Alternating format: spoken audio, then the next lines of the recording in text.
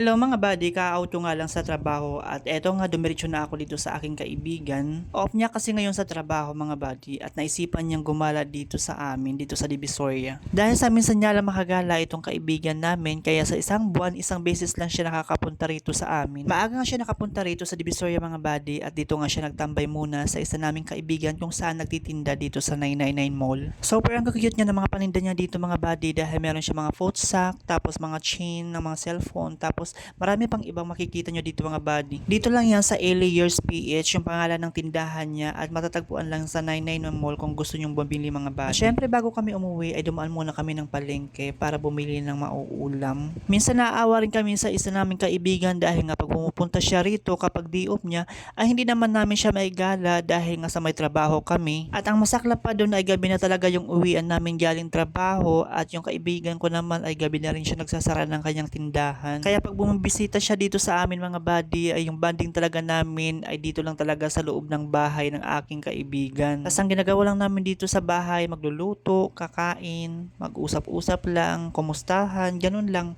Napakasimple lang mga buddy. Pero kahit ganun mga buddy, napakasaya rin naman dahil nga sa nagkita-kita kami. Nagaluto na nga dyan yung kaibigan ko mga buddy at napakasarap nga ng ulamin namin ngayong gabi dahil nga bumili kami ng baboy at ginawa naming pork steak. Lalo pa dahil ang nagluluto dito ay napaka-sexy at ang ganda kaya lalong sasarap ang niluto nito. Habang busy nga itong mga kaibigan ko mga buddy, kami naman ay nagkakanta yung kaibigan ko dyan at ako naman inaayos ko itong gagawin naming salad.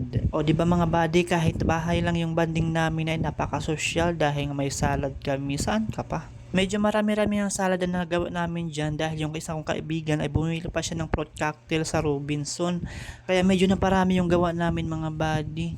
Sayang nga lang dahil hindi namin nakasama yung isa pa naming kaibigan dahil nga sa may sakit siya that time. Kaya ba mga buddy, iniinom nyo rin yung sabaw ng fruit cocktail dahil ako napakasarap talaga niya. Sayang nga lang dahil yung isang fruit cocktail ay naitapon yung sabaw.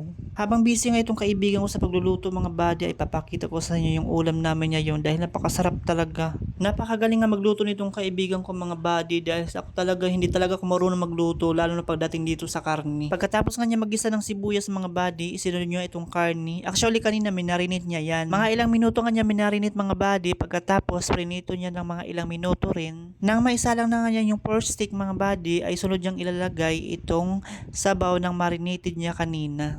O di ba mga buddy dahil sa hindi tayo marunong magluto ng pork steak so ngayon nagkakaroon tayo ng idea sa pagluluto. Pagkatapos niya mailagay yung minarinate na sabaw, nag-additional siya ng kaunting tubig. At dahil sa naluto na, fast forward mga buddy, at eto nga kumakain na kami dyan, kaya ano pang inaantay nyo? Ano, tara? Syempre, pagkatapos kumain dahil rich kid, naka-red wine pa yan. Chawot mga buddy, so hanggang dito na lang. Bye-bye.